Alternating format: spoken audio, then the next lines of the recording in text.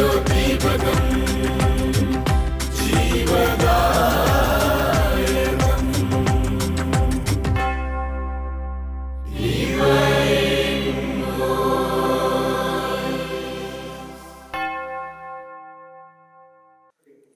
മിശിഹായ്ക്ക് സ്തുതിയായിരിക്കട്ടെ. പരിശുദ്ധ അമ്മയുടെ മാധ്യസ്ഥം നമുക്ക് ഒരുമിച്ച് പ്രാർത്ഥിക്കാം. ദൈവകൃപ നിറഞ്ഞ മറിയമേ സ്വസ്തി, കർത്താവ് അങ്ങയോട് കൂടെ സ്ത്രീകളിൽ അങ്ങ് അനുഗ്രഹിക്കപ്പെട്ടവളാകുന്നു. അങ്ങയുടെ ഉദരത്തിൻ്റെ ഫലമായി ഈശോ അനുഗ്രഹിക്കപ്പെട്ടവനാകുന്നു. പരിശുദ്ധ മറിയമേ തമ്പുരാൻ്റെ അമ്മേ, പാപികളായി ഞങ്ങൾക്ക് വേണ്ടി ഇപ്പോഴും ഞങ്ങളുടെ മരണസമയത്തും തമ്പുരാനോട് അപേക്ഷിച്ചു കൊള്ളണമേ. ആമേൻ. പിതാവിനും പുത്രനും പരിശുദ്ധാത്മാവിനും സ്തുതി, അതിലെ പോലെ ഇപ്പോഴും എപ്പോഴും എന്നേക്കും. ആമേൻ. ഈശ്വരേറ്റവും സ്നേഹിക്കപ്പെട്ട സഹോദരരെ, ദുഷ്ടൻ അവനെ തൊടുകയില്ല എന്നുള്ള തിരുവചന വാഗ്ദാനത്തെ ഒരു പൊതു ശീർഷകമാക്കിക്കൊണ്ട് നമ്മൾ ദൈവരാജ്യത്തിൻ്റെ രഹസ്യങ്ങൾ ഒന്നൊന്നായിട്ട് ഈ ഒരു വചന പങ്കുവെക്കലിലൂടെ കണ്ടുകൊണ്ടിരിക്കുകയാണല്ലോ. ഈ ഒരു പരമ്പരയുടെ 88ാമത്തെ സെഷനിലേക്കാണ് നമ്മളിന്ന് കടന്നു വന്നിരിക്കുന്നത്. Hallelujah, hallelujah, hallelujah.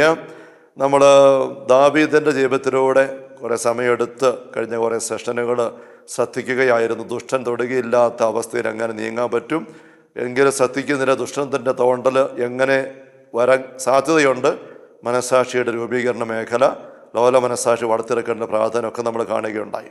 നമ്മൾ ദാവീദിൻ്റെ അനുഭവ വിവരണങ്ങളോട് അല്പം കൂടെ മുന്നോട്ട് പോവുകയാണ്. നമ്മൾ ദാവീദിനെ ഫോക്കസ് ചെയ്യാൻ ഇടവന്നത് നിങ്ങൾ ഓർമ്മിക്കുന്നുണ്ടാവും. നമ്മളൊരു 10-15 സെഷന് മുമ്പ് നമ്മളിതിലേക്ക് വരാൻ കാരണം ദുഷ്ടൻ്റെ ഒരു തോണ്ടൽ ആദ്യ മാതാപിതാക്കൾക്ക് ലഭിച്ചത് അവരുടെ മക്കളിലേക്ക് ഉത്ഭവപാപം എന്ന് നമ്മൾ ഇന്ന് പരാമർശിക്കുന്ന ഒരു ആത്മീയ അനുഭവത്തിലൂടെ പകർന്ന് കിട്ടിയത് എന്തുമാത്രം മനുഷ്യമക്കൾക്ക് മുഴുവനും ദുഷ്ടനിലേക്ക് തുറന്നു കിടക്കുന്ന ഒരവസ്ഥ വരുത്തി വെച്ചു എന്നുള്ളത് കണ്ടുവരുന്നതിൻ്റെ ഭാഗമായിട്ടായിരുന്നല്ലോ. ബോവാസ്, റൂത്ത്, അവരുടെ മകൻ ഓബദിൻ്റെ മകൻ ജെസ്സയുടെ മക്കൾ ഏളയാണ് ദാവീദ്. നമ്മളങ്ങനെയാണ് കണ്ടുവന്നത്. അപ്പോൾ ബോവാസിൻ്റെ റൂത്തിൻ്റെ നന്മയുടെ നിറവ് 4ാം തലമുറക്കാരനായ ദാവീദിന് വലിയ ആത്മീയ കരുത്തും നിറവും എല്ലാമായിട്ട് നമ്മൾ നിരീക്ഷിക്കുകയുണ്ടായി. ഇപ്പം നമ്മൾ കാണുന്ന അടുത്ത ആ ഒരു തലമുറകളുടെ ചരിത്രത്തിൻ്റെ അടുത്ത സ്റ്റേജിലേക്ക് നമ്മൾ കടക്കുകയാണ്. ഇവിടെ ദാവീദ് അതുപോലെ പൂർവികർ വഴി മുൻ തലമുറകൾ വഴി കിട്ടിയ അനുഗ്രഹങ്ങൾ ഇതുപോലെ ഉണ്ടായിരുന്നിട്ടും സ്വന്തം അശ്രദ്ധയാൽ, താല്പര്യമില്ലായ്മയാൽ, അവഗണനയാൽ അത് മുഴുവനും നഷ്ടപ്പെടുത്തി. പ്രത്യേകിച്ചും 6ാം പ്രമാണത്തിൻ്റെ മേഖല, 5ാം പ്രമാണത്തിൻ്റെ മേഖല. നമ്മൾ ബോവാസിനെ കുറിച്ച്, റൂത്തിനെ കുറിച്ച് സംസാരിച്ചപ്പം വചനത്തിൻ്റെ വ്യക്തതയിൽ റൂത്തിൻ്റെ പുസ്തകം വിശകലനം ചെയ്ത് നമ്മൾ വന്നപ്പം ശ്രദ്ധിച്ച 2 മേഖല ഇത് തന്നെയായിരുന്നല്ലോ. ഒന്ന് ലൈംഗിക മേഖല. അവിടെ റൂത്ത് ബോവാസിൻ്റെ പക്കലെത്തി ആ രാത്രിയിൽ വയലിൽ കളപ്പുരയിൽ ഇങ്ങനെ മോശയുടെ അനുശാസനം അനുസരിച്ച് അമ്മായിമ്മ പറഞ്ഞു വിട്ടിട്ട് എന്നെ ഭാര്യയായിട്ട് സ്വീകരിക്കുക എന്ന് പറഞ്ഞുകൊണ്ട് വരുമ്പോൾ അടുത്ത ബന്ധുവിൻ്റെ ചുമതലയാണത്, കടമയാണത് മോശയുടെ വാക്കനുസരിച്ച്. അതുകൊണ്ട് ബോവാസ് പറയുകയാണ്, മോളെ ഏറ്റവും അടുത്ത ബന്ധു വേറെ ആളുണ്ട്, ഞാനല്ല. അതുകൊണ്ട് നീ ഇന്ന് ഇവിടെ എൻ്റെ കൂടെ ഇവിടെ കിടന്ന് രാത്രിയോട് വന്നതിന് പോകണ്ട, എൻ്റെ പുതപ്പിൻ്റെ കീഴ്. അപ്പോൾ തൻ്റെ പുതപ്പിൻ്റെ കീഴ് അതേ പായയിൽ അവളെ കിടത്തി ഒരു മകളെ പോലെ ഉറക്കിയിട്ട് ആ മനുഷ്യൻ രാവിലെ അവളെ എണീപ്പിച്ച് വിടുകയാണ്. എന്നിട്ട് പിന്നീട് ഏറ്റവും അടുത്ത ബന്ധുവായിരിക്കുന്ന ആളുടെ കൂടെ സംസാരിച്ചിട്ടാണ് അദ്ദേഹം ഉത്തരവാദിത്തം എടുക്കുന്നില്ല എന്നുള്ള ഉറപ്പാക്കി കഴിഞ്ഞിട്ടാണ് ബോവാസ് റൂത്തിനെ ഭാര്യയായിട്ട് സ്വീകരിച്ച് കുഞ്ഞുങ്ങളിലേക്ക് വരുന്നത്. അത്രയും ചിട്ട.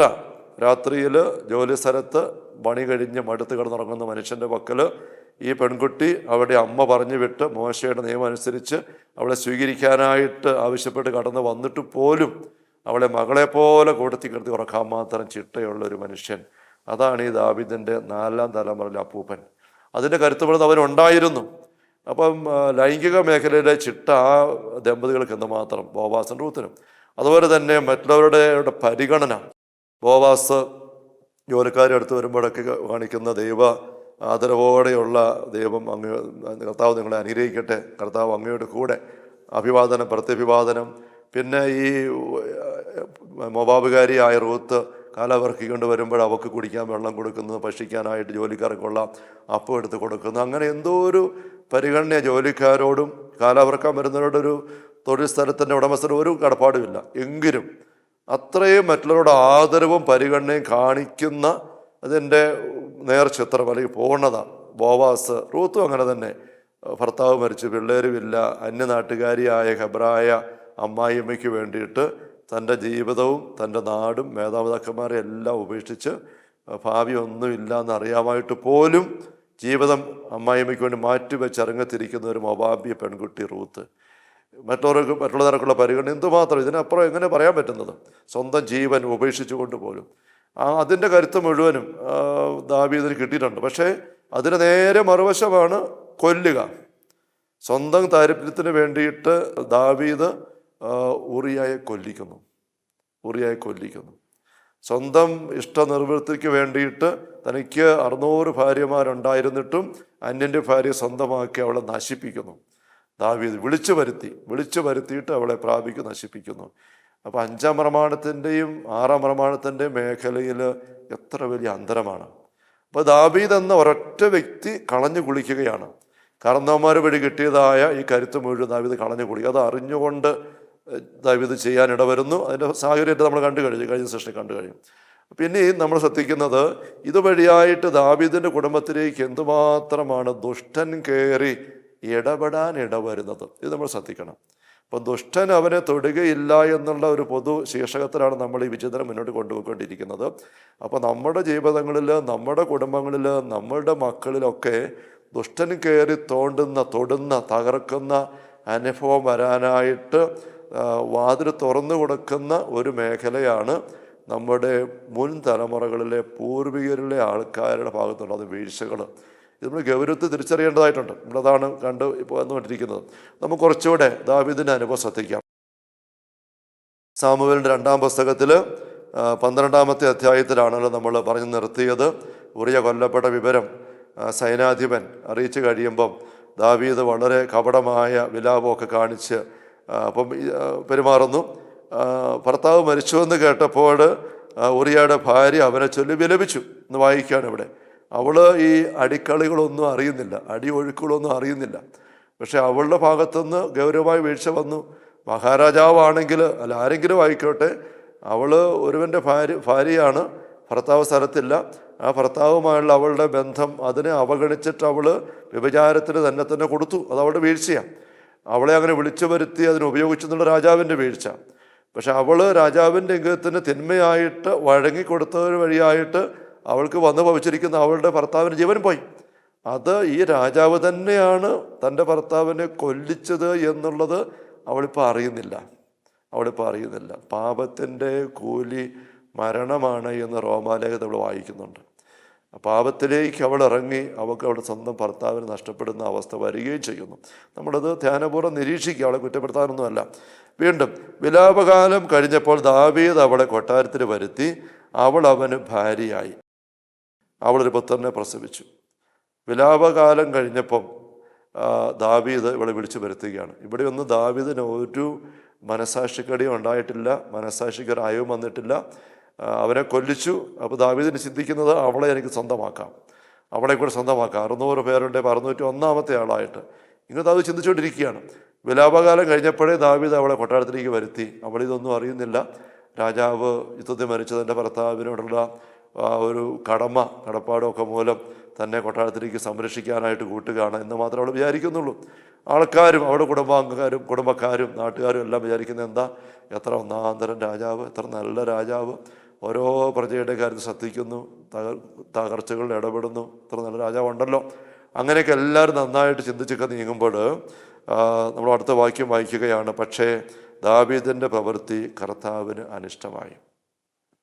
കാരണം കർത്താവ് എല്ലാം കാണുന്നുണ്ട്, ദൈവത്തിൻ്റെ കണ്ണുകളെല്ലാം കാണുന്നുണ്ട്. അനിഷ്ടമായി. 12-ാം അധ്യായം നമുക്കറിയാം, വളരെ പ്രസിദ്ധമായ സംഭവം. നാഥാൻ എന്ന പ്രവാചകനെ ദൈവം അയക്കുകയാണ്. കർത്താവ് നാഥാൻ പ്രവാചകനെ ദാവീദിൻ്റെ അടുക്കലേക്ക് അയച്ചു. അവൻ രാജാവിനോട് പറഞ്ഞു, ഒരു നഗരത്തിൽ 2 ആളുകളുണ്ടായിരുന്നു. ഒരുവൻ ധനവാനും അവൻ ദരിദ്രനും. ധനവാന് വളരെയധികം ആടുമാടുകളുണ്ടായിരുന്നു. ദരിദ്രനോ താൻ വിലയ്ക്ക് വാങ്ങിയ ഒരു പെണ്ണാട്ടിൻകുട്ടി അല്ലാതെ മറ്റൊന്നും ഉണ്ടായിരുന്നില്ല. അവൻ അതിനെ വളർത്തി, അത് അവൻ്റെ കുട്ടികളോടൊപ്പം വളർന്നു. അവൻ്റെ ഭക്ഷണത്തിൽ നിന്ന് അത് തിന്നു, അവൻ്റെ പാനീയത്തിൽ നിന്ന് അത് കുടിച്ചു. അത് അവൻ്റെ മടിയിലുറങ്ങി. അത് അവന് മകളെപ്പോലെയായിരുന്നു. വളരെ ഹൃദ്യമായൊരു ബന്ധം അവിടെ കാണിച്ചിരിക്കുകയാണ് ആടിൻ്റെ കാര്യത്തിൽ. അങ്ങനെ ഇരിക്കെ ധനവാന്റെ ഭവനത്തിൽ യാത്രക്കാരൻ വന്നു. അവന് വേണ്ടി സ്വന്തം ആടുകളിൽ ഒന്നിനെ കൊന്ന് ഭക്ഷണം ഒരുക്കാൻ ധനവാന് മനസ്സില്ലായിരുന്നു. അവൻ ദരിദ്രൻ്റെ ആട്ടിൻകുട്ടിയെ പിടിച്ച് തൻ്റെ അതിഥിക്ക് ഭക്ഷണമൊരുക്കി. ഇങ്ങനെ ഒരു കഥ, ഒരു സംഭവം എന്ന പോലെ നാഥാൻ അവതരിപ്പിക്കുകയാണ് ദാവീദിന് മുമ്പിൽ രാജാവിന് പരാതി എന്ന പോലെ. രണ്ടുപേര്, ഇഷ്ടംപോലെ ആടുകളുള്ള ഒരു മനുഷ്യൻ ധനവാൻ, ഒരാട്ടിൻകുട്ടി മാത്രമുള്ള ഒരു ദരിദ്രൻ. ആ ദരിദ്രൻ്റെ ഏക ആട്ടിൻകുട്ടിയെ ധനവാൻ തൻ്റെ കാര്യസാധനത്തിന് വേണ്ടി ഉപയോഗിച്ച് കൊന്നു എന്ന് പറഞ്ഞിരിക്കുകയാണ്. ഇത് കേട്ട് ദാവീദ് ക്രോധനായി. ദാവീദ് പറഞ്ഞു, കർത്താവാണ് ഇത് ചെയ്തവൻ, മരിക്കണം. അവൻ നിർദ്ദയം ഇത് ചെയ്തുകൊണ്ടും 4 മടങ്ങി മടക്കി കൊടുക്കണം. നിർദ്ദയം ചെയ്തുകൊണ്ടും, ആ ഒരു വാക്ക് നമ്മൾ ശ്രദ്ധിക്കണം. നിർദ്ദയം, കഠിന ഹൃദയത്തരം, മയമില്ലാതെ, കല്ലിച്ച മനസാക്ഷി നമ്മൾ കണ്ടു. അത് ദാവീദാണ്. ദാവീദിൻ്റെ മനസാക്ഷിയാണ് കല്ലിച്ചു പോയിരിക്കുന്നത്. കല്ലിച്ച മനസാക്ഷിയിൽ ഇതുവരെയും ചെയ്തിട്ട് ഇപ്പോഴും നിൽക്കുകയാണ്. അവിടെ നാഥാൻ കൃത്യമായിട്ട് പറയുകയാണ്, 7-ാം തിരുവചനം. നാഥാൻ പറഞ്ഞു, ആ മനുഷ്യൻ നീ തന്നെ, ഇസ്രായേലിൻ്റെ ദൈവമായ കർത്താവ് അരുളി ചെയ്യുന്നു, ഞാൻ നിന്നെ ഇസ്രായേലിൻ്റെ രാജാവായി അഭിഷേകം ചെയ്തു, സാവോളിൽ നിന്ന് നിന്നെ രക്ഷിച്ചു. മുൻ രാജാവ് ഇദ്ദേഹത്തെ കൊല്ലാൻ നോക്കുന്ന സംഭവം നമുക്കറിയാം. നിന്റെ യജമാൻ്റെ ഭവനം നിനക്ക് നൽകി, കൊട്ടാരവും രാജകീയ അധികാരവും അവൻ്റെ ഭാര്യമാരെ നിനക്ക് തന്നു. നിന്നെ ഇസ്രായേലിൻ്റെ യൂദായുടെ രാജാവാക്കി. ഇതുകൊണ്ട് തൃപ്തിയായില്ല, ഇനിയും അധികം നൽകുമായിരുന്നു. അപ്പോൾ ദൈവം ചെയ്ത നന്മയുടെ കാര്യങ്ങൾ ഏതാനും എണ്ണം എണ്ണി നാഥാൻ അങ്ങ് ഓർപ്പിക്കുകയാണ്. എന്നിട്ട് പറയുകയാണ്, എന്തിൻ്റെ കുറവാണ് നിനക്കുള്ളത്? പിന്നെ എന്തുകൊണ്ട് നീ എന്നെ അനുസരിക്കാതെ എൻ്റെ മുൻപാകെ ഈ തിന്മ ചെയ്തു? 2 തിന്മകൾ ഇവിടെ നാഥാൻ എണ്ണി പറയുകയാണ്. അമ്മോന്യരുടെ വാളുകൊണ്ട് ഹിത്തനായ ഊറിയായി നീ കൊല്ലിച്ചു. ഊറിയായുടെ ജീവന് നീ പുല്ലുവില കൊടുത്തുള്ളൂ. അന്യൻ്റെ വാളുകൊണ്ട് നിന്റെ വിശ്വസ്ത പഠന സേവകനും പ്രജയമായ ഊറിയായ നീ നിഷ്കരണം കൊല്ലിച്ചു. അവൻ്റെ ജീവന് രക്തത്തിന് നീ ഒരു വിലയും കൽപ്പിച്ചില്ല. 2-ാമത്തെ തിന്മ, അവൻ്റെ ഭാര്യയെ നീ അപഹരിച്ചു. 5-ാം പ്രമാണ ലംഘനം, 6-ാം പ്രമാണ ലംഘനം കട്ടിയായിട്ടുള്ളത് അറിഞ്ഞുകൊണ്ട് ദാവീദ് ചെയ്തിരിക്കുകയാണ്. വീണ്ടും അതിൻ്റെ ബാക്കി നാഥൻ പറയുകയാണ്, എന്നെ നിരസിച്ച് ഹിത്തനായ ഊറിയയുടെ ഭാര്യ നീ സ്വന്തമാക്കിയത് കൊണ്ട് 2 തിന്മ, നീ ഏത് തിന്മകൾ 2 നീ ചെയ്തുവോ ആ 2 തിന്മ നിൻ്റെ കുടുംബത്തിൽ ഉപദ്രവം വരുത്താനായിട്ട് പോവുകയാണ്. അല്ല, ആ 2 മേഖലകളിൽ തിന്മ നിൻ്റെ കുടുംബത്തെ ആക്രമിക്കാൻ പോവുകയാണ്. ഒന്ന്, നിൻ്റെ ഭവനത്തിൽ നിന്ന് വാളൊഴിയുകയില്ല, 1-ാമത്തേത്. 2-ാമത് പറയാണ്, കർത്താവ് അരുളി ചെയ്യുന്നു, നിൻ്റെ സ്വന്തം ഭവനത്തിൽ തന്നെ നിനക്ക് ഞാൻ ഉപദ്രവമുണ്ടാക്കും. നിൻ്റെ കൺമുമ്പിൽ വെച്ച് ഞാൻ നിൻ്റെ ഭാര്യമാരെ അന്യന് കൊടുക്കും. പട്ടാപ്പകൽ അവൻ അവരോടൊത്ത് ശയിക്കും. നീ ഇത് രഹസ്യമായി ചെയ്തു, ഞാനിത് ഇസ്രായേലിൻ്റെ മുഴുവൻ മുമ്പിൽ വെച്ച് പട്ടാപ്പകൽ ചെയ്യിക്കും. വളരെ ഞടുക്കുന്ന താക്കീത്. ദാവീദ് തന്നെ പറഞ്ഞതാണ്, അവന് നിർദ്ദയം ചെയ്തുകൊണ്ട് 4 മടങ്ങ് തിരിച്ചു കൊടുക്കണം. ആ ഒരു ദാവീദിൻ്റെ മാനദണ്ഡം ആണിപ്പോൾ ദാവീദിൻ്റെ മേൽ ശരിക്കും വന്ന് ഭവിക്കുന്നത്. ദാവീദിന് വന്ന് ഭവിക്കുന്നത് നമുക്ക് കാണാൻ പറ്റും. ഇവിടെ നമ്മൾ ശ്രദ്ധിക്കേണ്ട ഒരു കാര്യമുണ്ട്. ഒന്ന്, 2 തിന്മകളിലാണ് ദാവീദ് വീണത്, ശ്രദ്ധയില്ലാതെ പോയത്. ആ 2 തിന്മകളിലാണ് ദാവീദിൻ്റെ കുടുംബത്തിന് ഇപ്പോൾ അപകടം ഉണ്ടാകാനായിട്ട് പോകുന്നത്. ഒരു കുടുംബനാഥൻ, ഉത്തരവാദിത്തപ്പെട്ട വ്യക്തി, വീടിൻ്റെ ഏതൊക്കെ മുറിയുടെ ജനാലയാണോ പൊളിച്ചിട്ടിരിക്കുന്നത്, അല്ല ഏതൊക്കെ മുറിയുടെ വാതിലാണോ തകർത്തിട്ടിരിക്കുന്നത്, ആ മുറികളിലാണ് പുറത്തുനിന്ന് ആക്രമണം ഉണ്ടാകുന്നത്. ആ മുറികളിലേക്കാണ് ആക്രമണം കടന്നു വരിക. ഇപ്പം ദാവീദ് എന്ന വ്യക്തി തൻ്റെ കുടുംബത്തിൻ്റെ ജീവിതത്തിൻ്റെ 2 വാതിലുകൾ പൊളിച്ചു. ആ 2 വാതിലുകളിലൂടെ ദുഷ്ടൻ ദാവീദിനെയും കുടുംബത്തെയും കയറി തലങ്ങും വിലങ്ങും ആക്രമിക്കുന്ന അവസ്ഥ വരികയാണ്. ഞാനിങ്ങനെ പറയുന്നത്, മുന്നോട്ട് നമ്മൾ കുറേ സെഷനുകളിലൂടെ കാണാൻ പോകുന്ന ഒരു ആത്മീയ അപചയത്തിൻ്റെ അല്ലെങ്കിൽ പഴുത് പൊളിഞ്ഞു പോകുന്ന ഒരു അവസ്ഥയുടെ സൂചന ആകാൻ വേണ്ടി കൂടിയാണ്. ദുഷ്ടൻ തൊടുകയില്ല എന്ന് പറയുന്നത് നമ്മൾ സ്വന്തമാക്കാൻ ഉദ്യമിക്കുമ്പം നമ്മുടെ കുടുംബം മുഴുവനെയും കൂടെ പരിഗണിക്കേണ്ടതുണ്ട്. ഇപ്പോഴത്തെ കുടുംബം മാത്രമല്ല, മുൻ തലമുറകളെ കൂടെ പരിഗണിക്കേണ്ടതായിട്ടുണ്ട്. അതാണ് നമ്മൾ ഇച്ചിരി ദീർഘമായിട്ട് ഈ സെഷനിൽ കണ്ടുകൊണ്ടിരിക്കുന്നത്. വിശാലമായ ക്യാൻവാസ് അതാണല്ലോ, ആ കാര്യം ഓർമ്മിക്കണം. അത് പ്രധാനപ്പെട്ട കാര്യം. നമ്മളായിരിക്കും വീണ്ടും വന്നുകൊണ്ടിരിക്കും. 2-ാമത്തെ കാര്യം, ഇപ്പോൾ പറഞ്ഞ് മുന്നോട്ട് ശ്രദ്ധിക്കാതെ പോകാൻ പറ്റിയാത്തൊരു കാര്യം, ഇവിടെ നാഥൻ ഉപയോഗിക്കുന്ന വാക്കുകളിൽ തമ്പുരാനാണ് തിന്മ ചെയ്യിക്കുന്നതായിട്ട് പറഞ്ഞു. ഞാൻ ഉപദ്രവം ഉണ്ടാക്കും, നിൻ്റെ ഭാര്യമാരെ ഞാൻ അന്യന് കൊടുക്കും, ഞാനിത് നീ രഹസ്യമായിട്ട് ചെയ്തു, ഞാനിത് പരസ്യമായി എല്ലാവരുടെ മുമ്പിൽ വെച്ച് പട്ടാപ്പക്കെ ചെയ്യിക്കും. അപ്പോൾ ഇവിടെ നമുക്ക് ചിന്ത വരാം, ദൈവം അങ്ങനെ ചെയ്യിക്കുമോ? ദാവീദിൻ്റെ ഭാര്യമാരെ പിടിച്ച് അന്യർക്ക് കൊടുക്കുക വിഭജിക്കാൻ? അല്ല, ദാവീദിൻ്റെ കുടുംബത്തിൽ ദൈവം വാളുകൊണ്ട് അരിഞ്ഞു വീഴ്ത്തി രക്തച്ചൊരിച്ചിൽ ഉണ്ടാക്കുമോ? ഞാൻ ചെയ്യിക്കും എന്ന് തമ്പുരാൻ പറയുന്നത് കാണുകയാണ്. ഇത് നമ്മൾ മനസ്സിലാക്കാനായിട്ട്, ഒന്ന്, ദൈവം ഒരിക്കലും തിന്മ ചെയ്യുകയില്ല. ദൈവത്തിന് തിന്മയില്ല, ഇല്ലാത്ത ആർക്കും കൊടുക്കാൻ പറ്റുകയില്ല. അതുകൊണ്ട് അങ്ങനത്തെ വാക്കുകൾ കാണുമ്പം നമ്മൾ നേരത്തെ ഒന്ന് സൂചിപ്പിച്ചിട്ടുണ്ട്, പുതിയ നിയമത്തിൽ ഈശോ വഴി നമുക്ക് ലഭിച്ചിരിക്കുന്ന ദൈവിക ചിത്രം, ദൈവത്തെക്കുറിച്ചുള്ള വെളിപ്പെടുത്തൽ, അതിന് വിരുദ്ധമായിട്ടുള്ളതൊന്നും നമുക്ക് പഴയ നിയമത്തിൽ ഏതെല്ലാം സാഹചര്യത്തിൽ കണ്ടാലും സ്വീകരിക്കാൻ ബാധ്യതയില്ല, സ്വീകരിക്കരുത്. അത് അപൂർണമായ വെളിപാടാണ്. അതൊരു കാര്യം ഓർമ്മിക്കണം. അതുകൊണ്ട് ദൈവം ഇങ്ങനെ ചെയ്യിക്കും, കൊല്ലിക്കും, വാളിനെറിയാക്കും, വ്യഭിചാരത്തിന് ഭാര്യമാരെ കൊടുക്കും എന്നൊക്കെ പറയുന്നത് ആ രീതിയിലല്ല എടുക്കേണ്ടത്.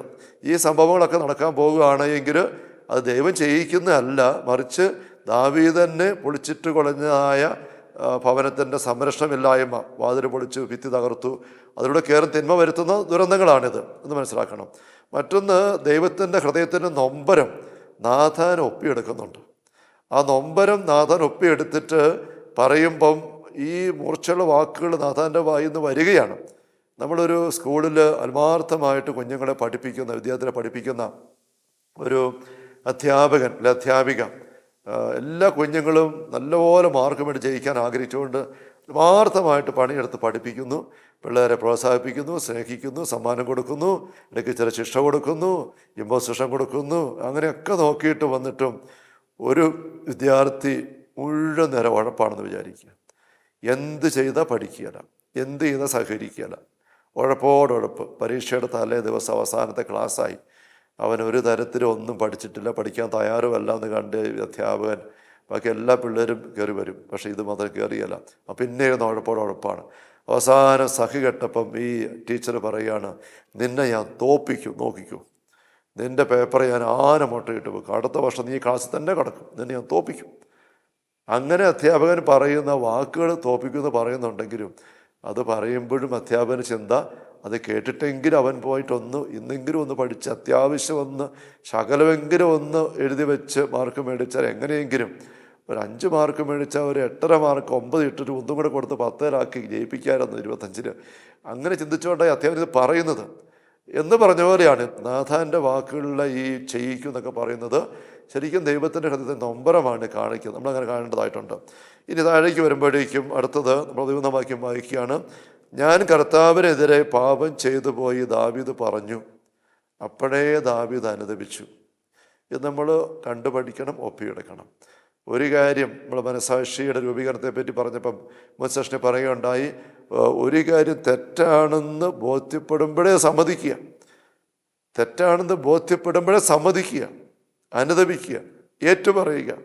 അങ്ങനെ ചെയ്യാനുള്ള നിർബന്ധം നിന്നോട് തന്നെ നീ എടുക്കുകയാണെങ്കിൽ നീ ഒരിക്കലും ഒരു കല്ലിച്ച അവസ്ഥയിൽ പോയി തകരുകയല്ല.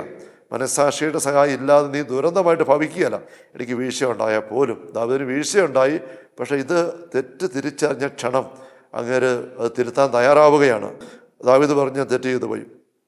നാഥാൻ പറഞ്ഞു, കർത്താവ് നിൻ്റെ പാപം ക്ഷമിച്ചിരിക്കുന്നു, നീ മരിക്കുകയില്ല.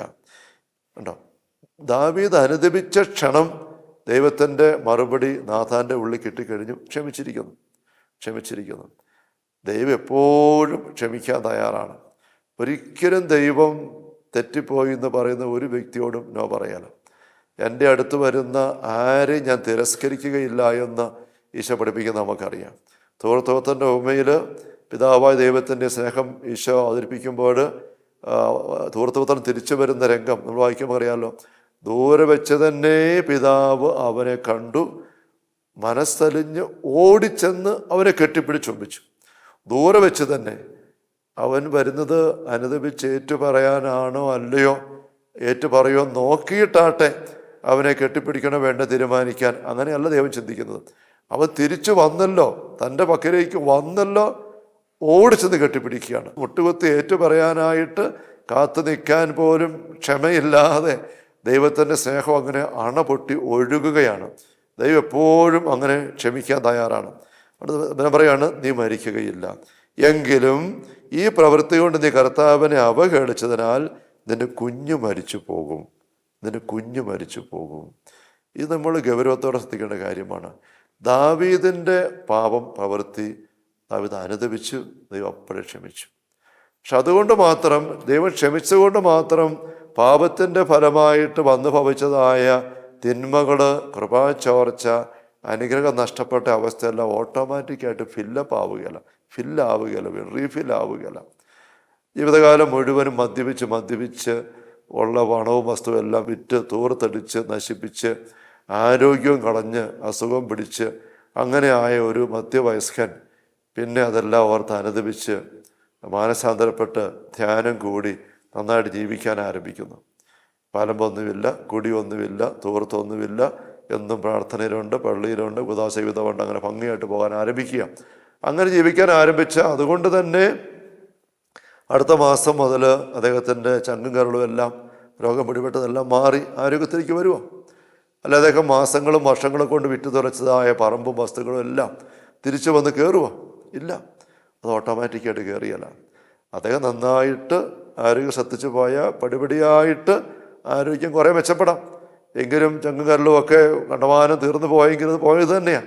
ഒരു പരിധിക്കപ്പുറം കയറി വരികയല്ല. മരണം വരെയും ചുമയും ക്ഷയവും ഒക്കെ ആയിട്ട് കഴിയേണ്ടി വരും. വസ്തു വിറ്റുപോയതെല്ലാം പോയി. ഇപ്പം 2-3 സെൻറ്റ് മാത്രമേ ഉള്ളൂ അതിനകത്ത് കിടക്കുന്നത്. നല്ലപോലെ സൂക്ഷിച്ചൊക്കെ പോകാമെങ്കിൽ പഞ്ഞം കൂടെ ജീവിക്കാം. അല്ല അതുപോലെ അധ്വാനിച്ച സത്തെടുത്ത് പോയാൽ മക്കളൊക്കെ സഹകരിച്ച് കൊടുത്താൽ ചിലപ്പോൾ ഏതാനും സെൻറ്റുകൾ വാങ്ങിക്കാൻ പറ്റുമായിരിക്കും. പക്ഷേ ആ ഞെരുക്കം പൂർണ്ണമായിട്ടും ഓട്ടോമാറ്റിക്കായിട്ട് ഉടനടി മാറിക്കിട്ടുകയില്ല. എന്ന് പറഞ്ഞതുപോലെ നമ്മൾ പാപത്തിലേക്ക് വീഴുമ്പോഴെല്ലാം ഒരു ചോർച്ച വരുന്നുണ്ട്, കൃപ ചോർന്ന് പോകുന്നുണ്ട്. നമുക്ക് ദൈവം നൽകിയിരിക്കുന്ന ദൈവിക ഛായ വിരൂപമാകുന്നുണ്ട്. അത് എപ്പം നമ്മൾ അനുഭവിച്ചാലും ദൈവം ചേർത്ത് പിടിക്കും. പക്ഷേ ദൈവം ചേർത്ത് പിടിക്കുന്നതുകൊണ്ട് മാത്രം ഈ വിരൂപമായ ഛായ, ചോർന്നു പോയ കൃപ എല്ലാം ഒന്ന് ഫുള്ളായിട്ട് നിറയുന്നില്ല. അതുകൊണ്ടാണ് നമുക്ക് ഈ തെറ്റ് മരണത്തിന് മുമ്പ് എപ്പം ദൈവമേ തെറ്റിപ്പോയി ക്ഷമിക്കണമെന്ന് പറഞ്ഞ് ദൈവം ചേർത്ത് പിടിക്കും. പക്ഷേ ആ അവസ്ഥയിൽ മരിച്ചാൽ ശുദ്ധീകരണ അവസ്ഥയിൽ നമ്മൾ കാലിക ശിക്ഷ, കാലത്തിനടുത്ത ശിക്ഷ, സമയമെടുത്തുള്ള ശിക്ഷ അനുഭവിക്കേണ്ടി വരുന്നു എന്ന് നമ്മൾ മനസ്സിലാക്കുന്നത് കൊണ്ടാണ്. അത് യഥാർത്ഥ ശിക്ഷയല്ലത്. തൂത്തപത്രം തിരിച്ചു വന്നു. ദൂരെ വെച്ച് തന്നെ അപ്പൻ അവനെ കണ്ടു ഓടിച്ചെന്ന് കെട്ടിപ്പിടിച്ച് ചുംബിച്ചു. അപ്പനൊരു അകൽച്ചയില്ല അവനോട്. പക്ഷെ അതുകൊണ്ട് മാത്രം അവന് വീട്ടിൽ നിന്ന് പണ്ട് ഇറങ്ങിപ്പോയപ്പോഴത്തെ അതേ അവസ്ഥയിലേക്ക് അവൻ ഒരു നിമിഷം കൊണ്ട് കയറി വന്നു. അവൻ്റെ വസ്ത്രം പോലും പന്നിയുടെ നാറ്റവും കീറിപ്പറിഞ്ഞ് അഴുക്കൊലിക്കുന്ന വസ്ത്രം, അത് മാറണം. അപ്പം നോക്കുന്ന ചെരുപ്പ് ഇല്ല, കാലയിൽ ആഭരണമെല്ലാം നഷ്ടപ്പെട്ടു, മുടിയെല്ലാം പാറി പറന്ന് അഴുക്ക് പിടിച്ച് നഖമെല്ലാം നീണ്ടിങ്ങനെ വല്ലാണ്ട അവസ്ഥയിൽ. അതുകൊണ്ട് അവൻ വന്ന് മുട്ടുകുത്തി അവൻ്റെ പാപം ഏറ്റുപറയുന്ന അപ്പനെ അനുവദിച്ചു. ആ കേട്ടോണ്ടിരിക്കുമ്പോൾ തന്നെ അപ്പൻ്റെ ചിന്ത എന്താണ്? ഇതെല്ലാമാണ് അപ്പം കണ്ടുപിടിക്കുന്നത്.